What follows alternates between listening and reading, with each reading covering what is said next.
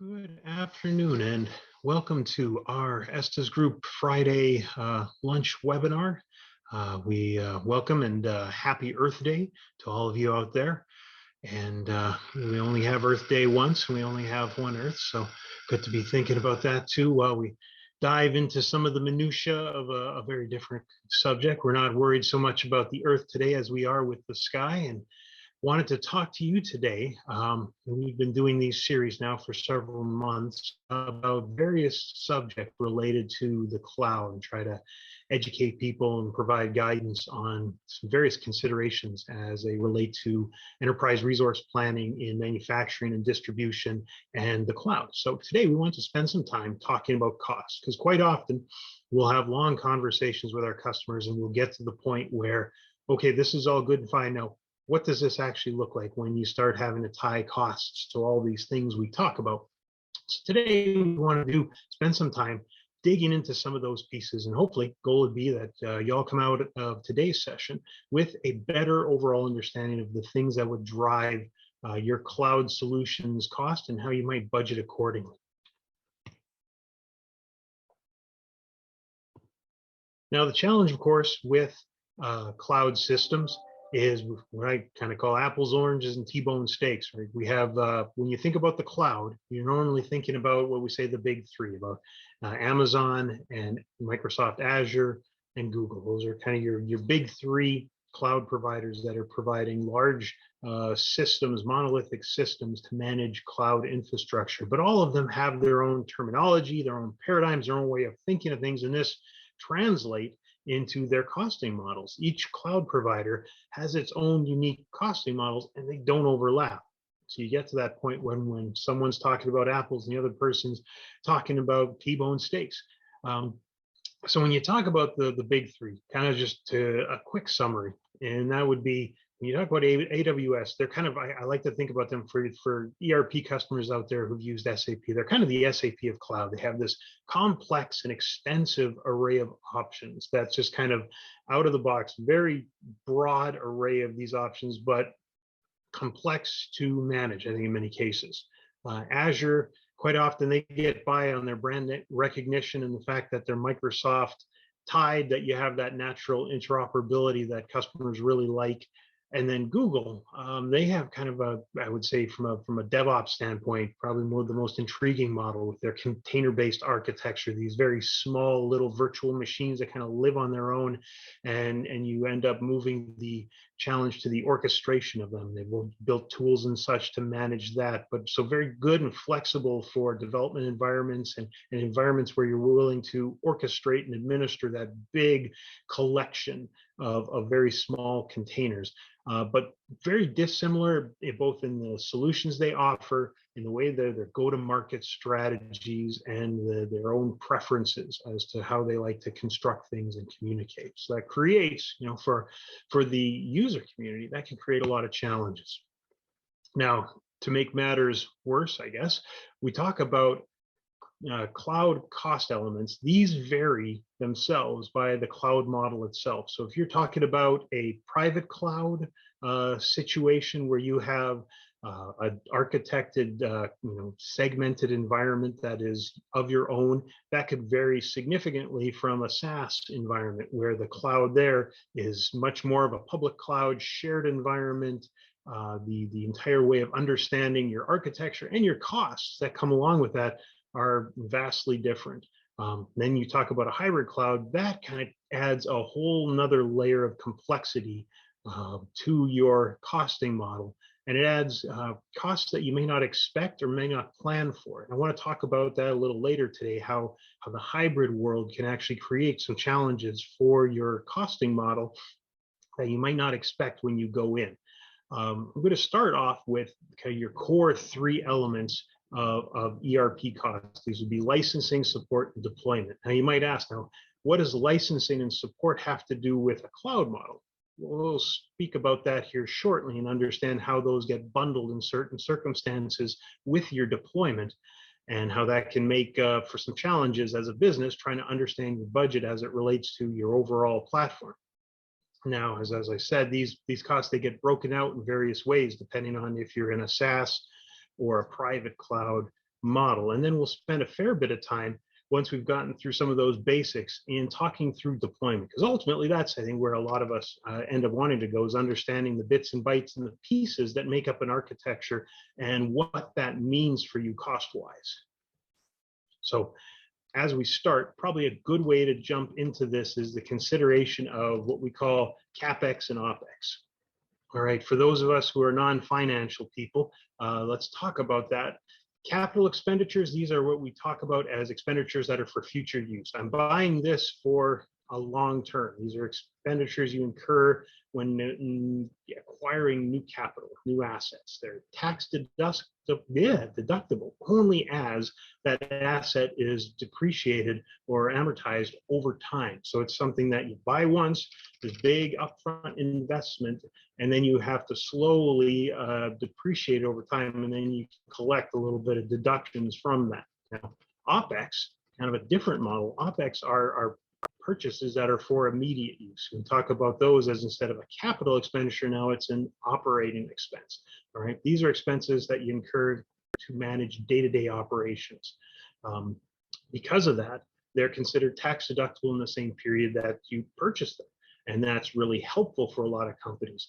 And as such, you find companies quite often looking to shift as much of their expense model from a CapEx to an Opex, right? This allows you to be more flexible from a cash management standpoint. It's great because you don't have that big challenge of having to fund major initiatives and then be paying for them. You're in less debt.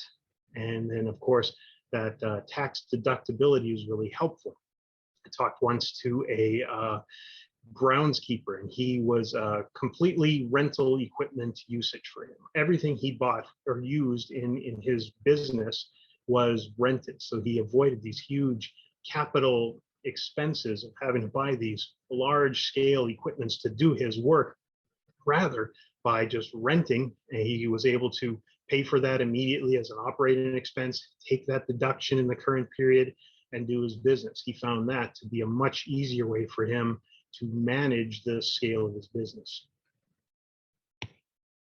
That is really important as you start talking about our three components of cloud in an ERP model, because a goal here always is to try and shift as much of your ERP costs into operating expense from what has been traditionally a capital model, where you have a perpetual license, you have physical hardware. All this stuff is now considered capital expenses versus operating expenses. So let's talk first about licensing. So I define licensing as the legal documented rights and credentials to use a given software application.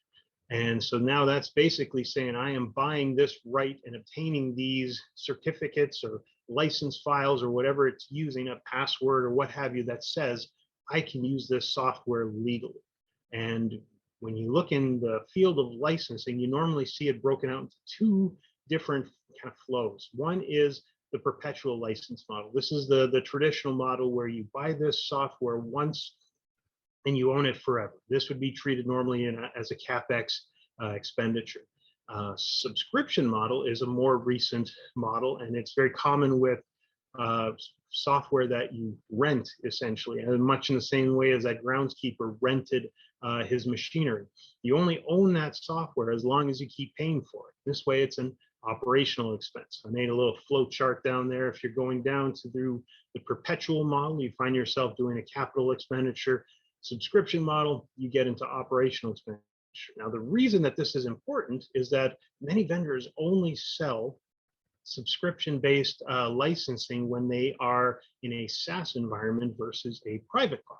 So you find if you wish to go down a SaaS model, you are pretty much kind of binding yourself to the subscription model. Now, if you want to go down the on-premise or the private cloud, because there are certain reasons that you pursue that line versus the other, then you find yourself kind of hitched to the perpetual license model. So really big little decision to consider right at the top. And we'll also get down to how that subscription model of licensing blends into these other elements, such as support. So support, normally in an ERP context, is procuring the vendor services as they relate to these following application support areas. These are mostly emergency assistance and outages. If your system goes down, you pay support so that you can reach out to them at any time, day or night, and they can help you get your system back up for whatever reason that it's down. They also help with bug fixes. As software versions come out, each new version introduces the potentiality of bugs that enter the system and create problems with your business applications. Because you have support, you can now file tickets, support tickets, and have them research whether or not this is an actual bug, and then provide a fix in the next release so that you can have that issue resolved. In many cases, vendor support is also required if you wish to upgrade your software. I think in the ERP industry, upgradability has been a real challenge. And I see a lot of customers who fall off the upgrade wagon and end up with a system that's 10 or 20 years old. And they had migration paths to keep it open and up to date, and they just missed those windows. And now they're left with a system that is quite out of date. And they find themselves scrambling to try and create a system that can support the needs of the business going forward. Now, support's a good thing to note in terms of it's a subscription model, much like subscription-based licensing. It is normally something that you only pay for so long as you're using it. And as such, it's normally treated as an operating expense. And we get to deployment. So deployment then, this is a term that can have several different meanings. Then I tried to give the most broad that I could. So the construction of an environment where the licensed application will reside, or it could be the deployment of that licensed application into an instance of an existing platform. So you might have a situation where in a SaaS environment, you have a platform that hosts multiple customers in a public cloud environment, and they're kind of taking your license and they're building out an instance of your application in that shared environment, in that shared public cloud, or in a private cloud, or for fact, in a on-premise environment. It's the actual construction of the environment itself where that application will sit. So you're building the environment kind of tailor-made to your needs, or else it's already built and it's more of a plug and play model. So then deployment, that can vary according to a couple of factors, right? So if it's SaaS, then that's a case where the vendor is absorbing those deployment costs and rolling them into a bundled costs along with support and licensing. So you never actually see the back end of the server, right? In a SaaS environment, if you're using NetSuite or Salesforce, you never see the actual server where that application is being hosted and administered, and where the database is holding the data, and what the computer name is. None of that information in a SaaS environment is privy to you. It's all out there, it exists, but it's from a consumer of that software. You're not seeing it. Similarly, those costs are things that you may not be seeing discreetly. Now, in a private cloud environment, because you have permanent perpetual licensing and support is a separate cost, you have a more granular cost buildup. So the private cloud, now one of the things that we always talk about as the benefits or values of a private cloud is the fact that you can have that access level to that environment. And you can see the back-end instantiation of your software. Similarly, you can see the costs that roll up into the construction of that environment. So let's talk again real briefly before we move on from the SaaS world. We'll talk here very briefly about how SaaS vendors, they like to bundle the licensing costs, the support costs, and the deployment costs into a single fee. All right, so all of those things kind of bundle together and come to you as one bill. So it's essentially an Opex bundle, and that's a good thing for a lot of reasons. That's one reason why a lot of customers like this kind of situation, depending on all the other factors that come along with cloud ERP. And we've done several videos on some of those considerations, integration considerations, SaaS versus private cloud in terms of capabilities, costing models. There are several things you'd want to make consideration-wise when deciding to go down one path or another. But in terms of this costing model, Opex is obviously a good thing. One challenge I see with customers sometimes is we often think of this as a monthly recurring cost, when in reality, many SaaS vendors turn it into a yearly subscription. So you end up still having to pay it out in relatively large increments. And if you want to try to break it up into something that's monthly or quarterly, you find yourself paying more for that luxury, which for a lot of customers is a bit of a pain. Also, the visibility to that cost breakdown can be really challenging. And let's be honest, honestly, this is a vendor-centric opportunity because it benefits the vendor to be able to bundle that information and have as much recurring revenue in their portfolio as possible. They are really encouraged, disproportionately encouraged, you might say, to steer customers down this path. And that honestly creates some opportunities for coercion in terms of writing off debt or writing off bills for customers in order to get them to go down a certain path. You can find yourself as a customer steered into a place where it might not be best for your business based on the other challenges to a SaaS implementation because of some of that coercive tendency that comes along with this value. So it's a buyer beware moment, to be honest. Okay, so that's a nice little preamble in terms of kind of one flavor of SaaS cost models as it relates to some of that high level stuff that stays behind the wizard's curtain, we shall say. Let's go and talk about deployment where it relates to more of a private cloud environment, because I think that's the area where AWS and Azure and our network administrators are kind of looking to try to understand. So when we get to here and we get to a customer that is looking to move their ERP system into a private cloud, we start talking through them all the considerations of their environment so that we can get a good idea of what this might cost to them. We start asking a bunch of questions and kind of flip those around and reverse engineer them a bit so that we can understand what they're like in terms of the things you're trying to answer. All right, so one obviously is the ERP system, because no two ERP systems necessarily have the same hardware requirements. Every vendor publishes a certain recommendations guide of this is what you should have to be able to support this system from a hardware standpoint. And this would be all of your classics: how much disk space, how much RAM, how many CPU cores, etc. Needed to support that system. But each one tends to be a little bit different, and they also have different server configurations. Some applications function entirely through a terminal services model. I still see a fair number of desktop applications that are two-tier versus three, where they're speaking directly to the database server. So that affects, one, your number of servers. It affects the number of terminal servers, because terminal servers tend to peg out a certain amount of RAM that they can support before you need to split out more. And of course, every additional terminal server you break out, that'll drive costs. So your ERP system, to begin with, can drive you in a whole bunch of directions. Going down, we need to talk about concurrent users. So a system needs to be able to support its peaks. It's kind of like the power grid. You have areas where power usage spikes dramatically and then it levels off. And if you build the system according to the average without considering the standard deviation that is built by the variance, now you understand that those areas, now you can really hurt yourself if you're not built to handle the peaks. So that becomes a real important thing. So concurrent users is a question we always ask a customer. Total users then.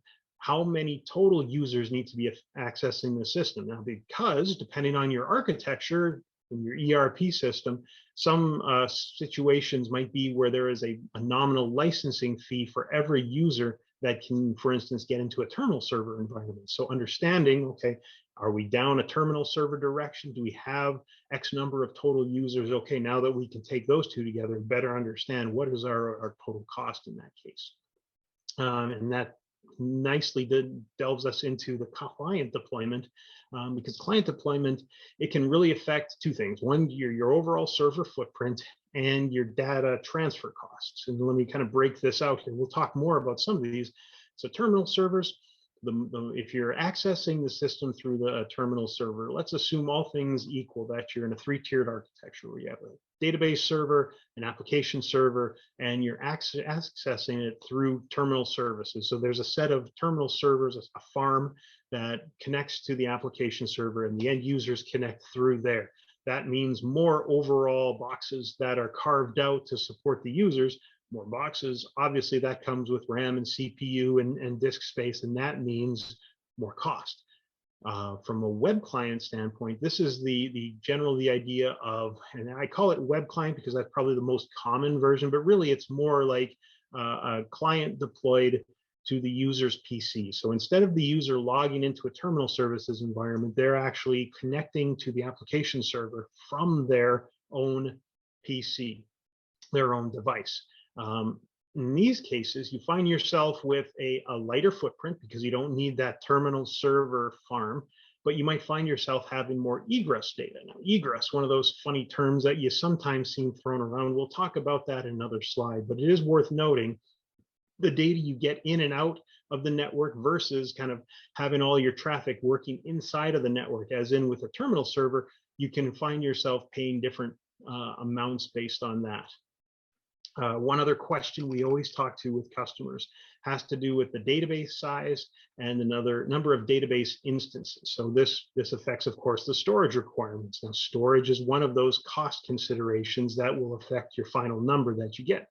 The other piece here will be server footprint.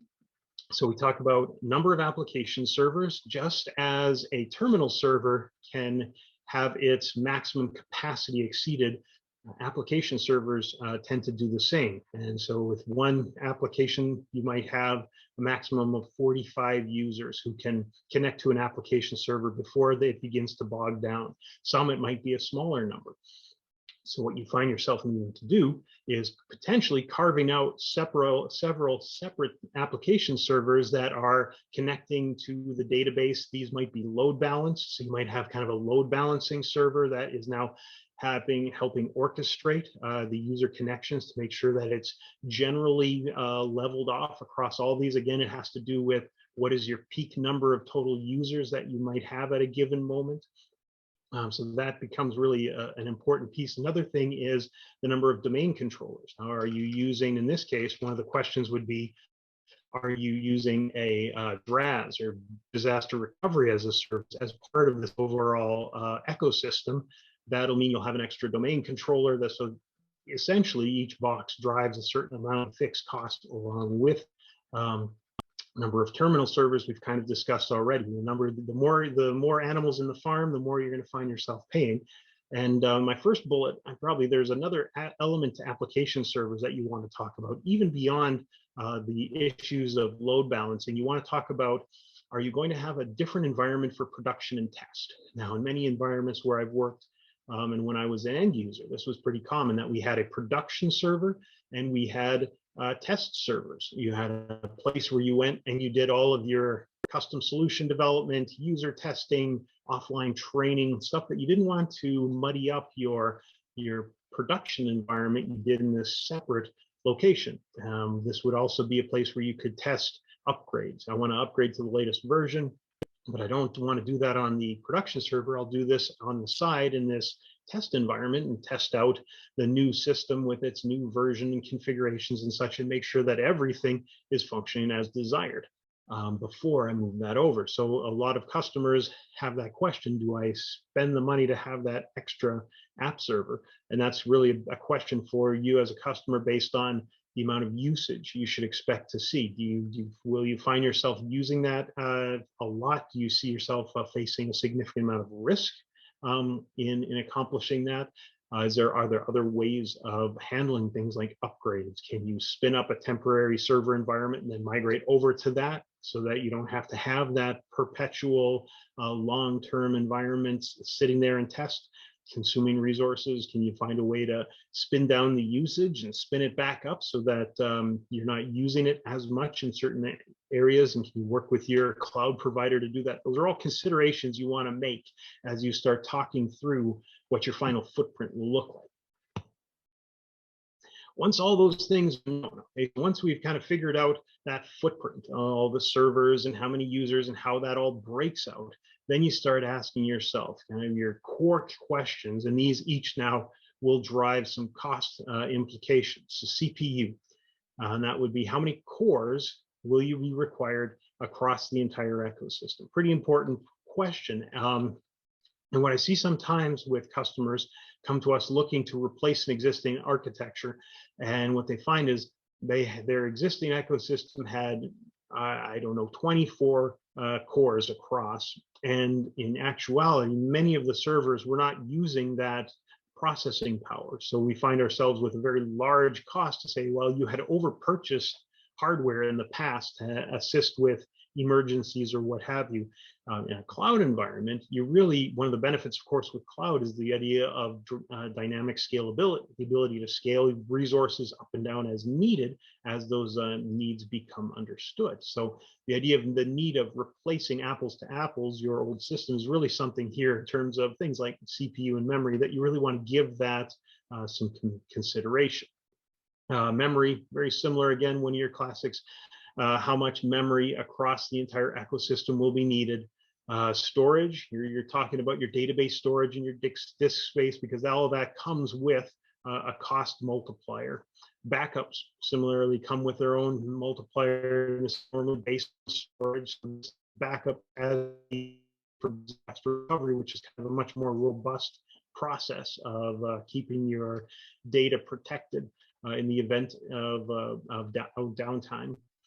If you're talking about firewall, this is often a pretty simple single fixed cost. You have a virtual firewall inside of a data center. You also have cases where a customer will actually have a physical firewall that they want to bring in and install as part of the data center architecture. And I work with a specific data center. We work with US Signal, and they do a pretty significant amount of co-location in conjunction with just straight data hosting.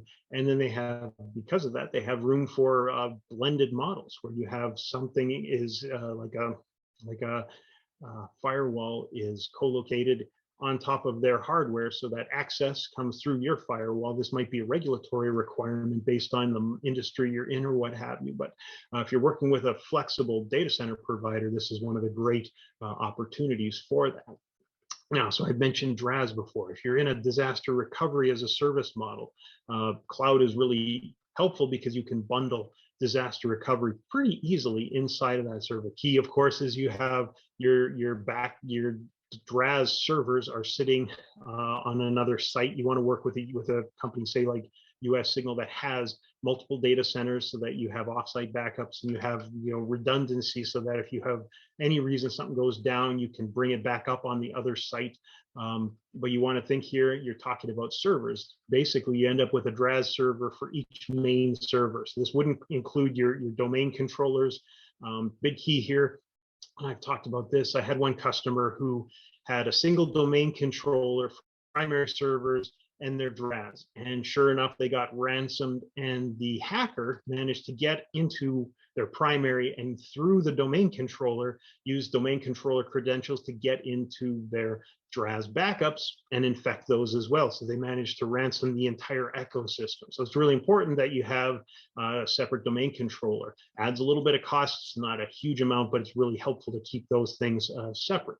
And then for storage, for DRaaS, normally you're looking to cover the server's disk space of the main servers, plus a certain multiplier for coverage that covers the operating system and program logic and such that sits on those DRaaS storage devices as well.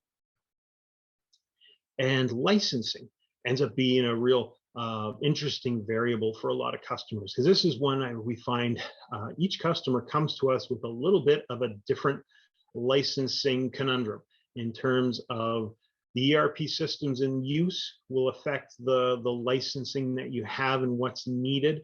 The ecosystems architecture you have, okay, well, again, will affect which licenses are needed, and these may vary from how you're currently installed to how you are. I've had several customers come to us who were in a PC deployment model for clients where all their clients were distributed, and they really struggled with upgrades and they struggled with performance because everything was being pushed over the wires. So they came to us, and we ended up moving to a terminal server where, because it was in network, now the performance was much better, because in a terminal server environment, not all that data is not all floating straight to you. It's more just face level. You're just observing the data that's living on the other side of the wires, and the actual data transfers between the user and the terminal server is minimal. So that helps, of course, with performance. And because it's a centralized farm, upgrading that centralized farm is much easier than upgrading everybody's individual local install. But that can change now your licensing, because terminal services or remote desktop licensor is different than traditional user license. So some of these areas that I see often, we also want to think about the original licensure terms and conditions. We do have, especially if you're doing like a lift and shift model where you take an image of your customer's server and you drop that image onto a cloud server. That's one very cost-effective way of migrating an ecosystem. Challenge sometimes is those licenses, Microsoft hasn't made them to be portable. So portability becomes a question. So the goal, of course, is from a customer standpoint, you're trying to transfer as much of your licensure over to lower costs. Sometimes that's not possible. One of the keys there is working through your provider to understand what is possible, what can move over and what can't, because sometimes those licensing questions with the vendor can be a little challenging to answer quickly. That's kind of why it's helpful sometimes when you're working with an MSP like Estes, because they do this all day. So those questions are easier to bird dog, I would say. But some of those areas that of licensing normally includes, you're talking about your SQL Server box, your SQL licensing. Again, that's, I think, a core based. So more cores, more SQL licenses. So you need to be wary of that. Your operating system, of course, your user-based terminal server licenses. As I had mentioned, if you're doing terminal servers, they have some nominal amount that they add for each user who accesses the system. And then Office licensing. Now, if you're accessing a terminal server, quite often you'll see applications that interact very tightly with Microsoft's Office. This would be like Outlook integration, or quite often spreadsheet integration, the ability to export into a spreadsheet and then import back into the system from a spreadsheet. Many ERP systems get quite slick and quite nuanced in how they do that now. But the problem is, of course, you're working on a terminal server. Now, if that terminal server doesn't have the requisite Office licensing, you could find yourself in a bit of a pickle because you can't actually interact in the way that you would want with the application itself. So you might find yourself requiring some Office licensure on those terminal servers. Another cost that quite often doesn't get thought of, which is, I think, a real important variable, it can turn the dial in either direction, has to do with administration. So this relates to the cost to administer the deployed architecture and that user community. So this might mean support tickets, user provisioning, adding, subtracting users.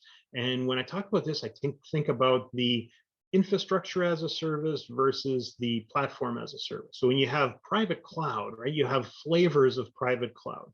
IaaS is much more of a hands-off approach from a provider standpoint. It's in our case, say if this is the Estes group, we would stand up an environment and hand it over to you as the customer, and you take that environment over, the management of the environment, performance tuning, security, outages, etc. Those things are all become the customer's responsibility. What that does, it increases responsibility of the customer, of course, but it reduces costs because the administration costs now are much lower.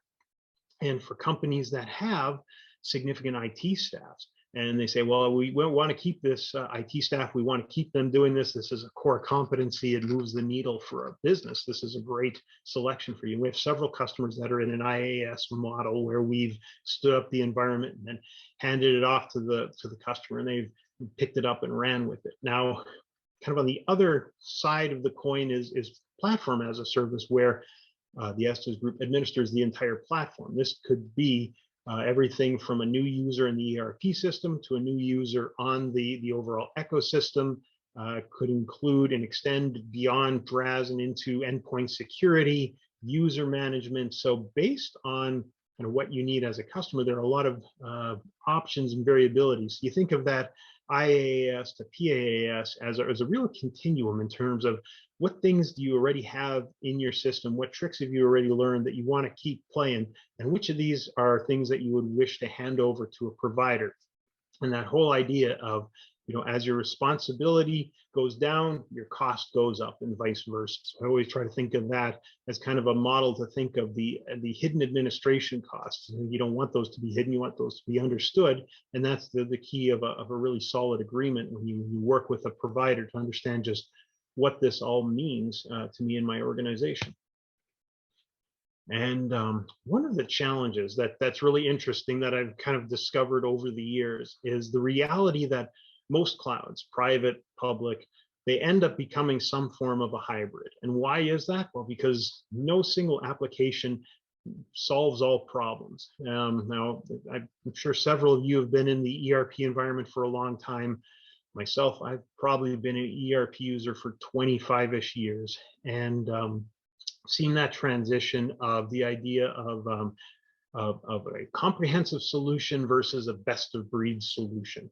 And that was a battle that I think the best of breed model has been slowly taking that over and winning the battle over the years, where you talk about, you have an ERP system. At the side of the slide here, I have this kind of a wheel metaphor of your ERP application is kind of the hub of your business's wheel, and it sits in the middle, and everything needs to connect to that wheel, all of your different third-party systems. These could be e-commerce, right? These could be CRM systems, very common to connect Salesforce with an ERP. You might do supply chain management on the other side to work with your suppliers. You might have quality management, business intelligence. You have all these systems that need to connect to this application, and installation and configuring that hybrid cloud ecosystem can be really comprehensive and require a lot of work. Talking with our techs, I've had our techs help me understand what a deployment looks like, and all the places where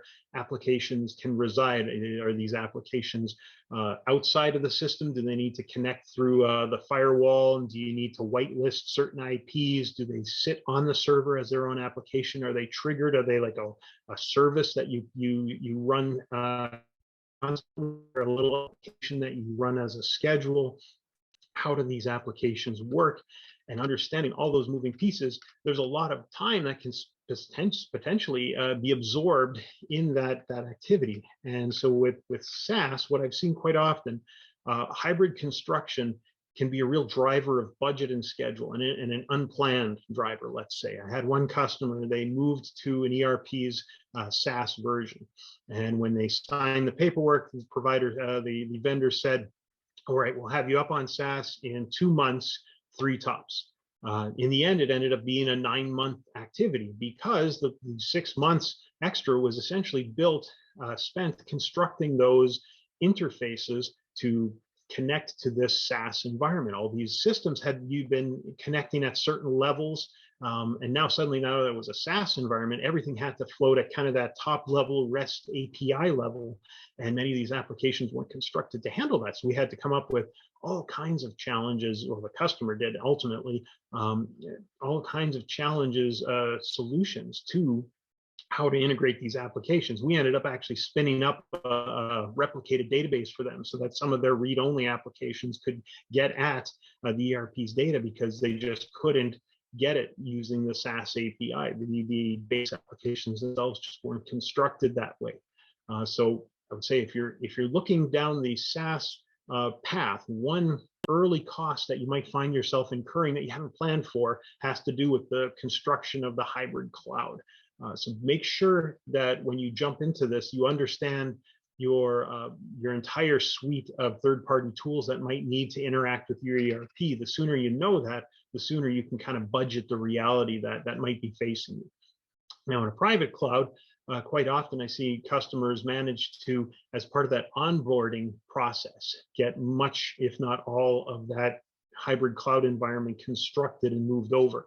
I tend to find that hybrid clouds are easier to construct when your hub is a private cloud and not a public cloud, because it can operate at basically any layer within the stack. If it's a trusted application that operates only through SQL stored procedures, okay, well then you have that at that layer. Especially this allows you then to forklift that image from your own servers into a private cloud without too many issues. So again, it has to do with that idea of what does the hub of your organization look like? Is it a private cloud? Is it a public cloud? And then try to plan for that accordingly. One final thing that's probably worth talking about here, and this is kind of one of your traditional things you try to leave someone with, is one, you want them to understand Opex and CapEx, and you want them to understand ingress and egress. So this has all to do with data movement. So with ingress, you're talking about data that's coming into the environment from the outside, while egress is the opposite. It's data going out from the environment. And then, yeah, ingress, egress, Inverness. I've always wanted to go to Scotland. I read too many Shakespeare plays as a child. So one of these days, and of course, if anyone's read or watched Highlander, you get what I'm talking about when I talk about Inverness. One thing about egress fees, many cloud providers, they charge egress fees.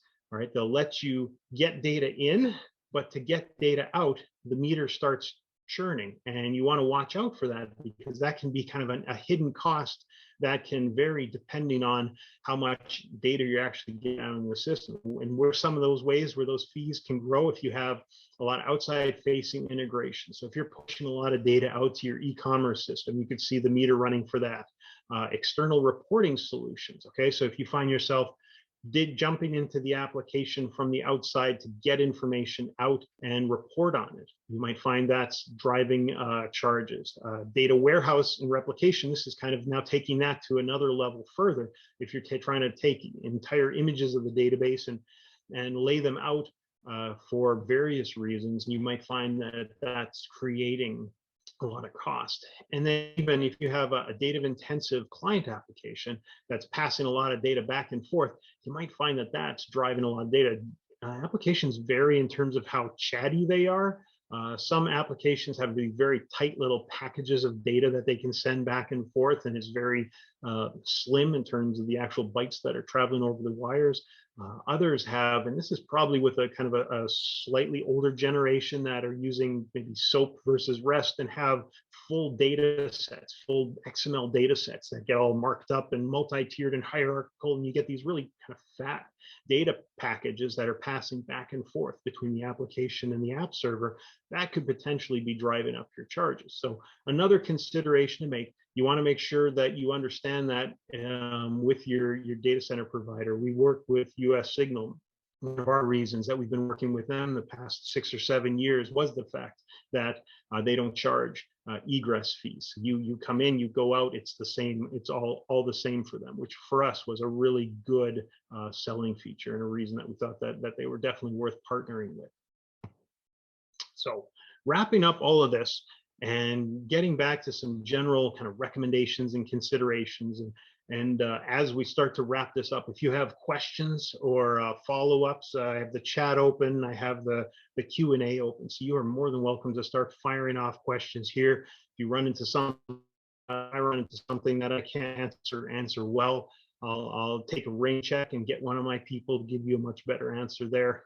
One thing I want to think about here is cost bundling situations where you lose sight of that granularity. You might find yourself in a short-term gain, but as those costs go up and the granularity of what exactly is going up within that is not available, you might find yourself in some challenges there.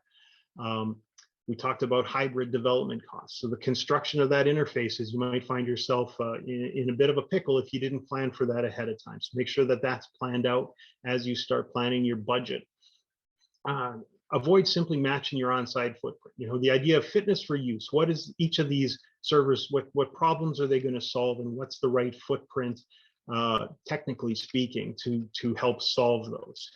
When I think about the big three versus the alternative out there, there are a lot of data centers out there that can provide comparable functionality to the big three that just don't have as big a marketing platform. US Signal, in my mind, is one of the very solid solution providers in this area because they have a robust fiber backbone that they sit on. They have multiple locations that allow for redundancy and that kind of protection from server to server.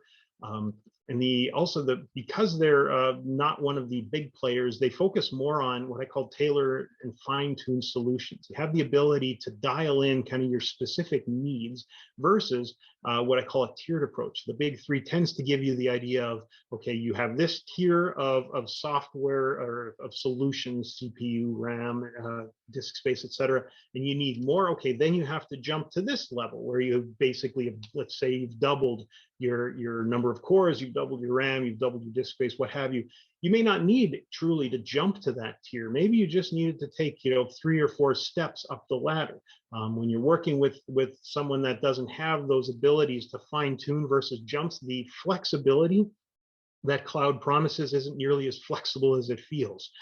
So I think there's some really good reasons to kick the tires on the alternatives versus the big three because of some of that ability to fine tune exactly what you need, because that comes with cost implications. If you don't have to make the big jump and you just need to make the little crawl, that has a cost impact to you as a customer.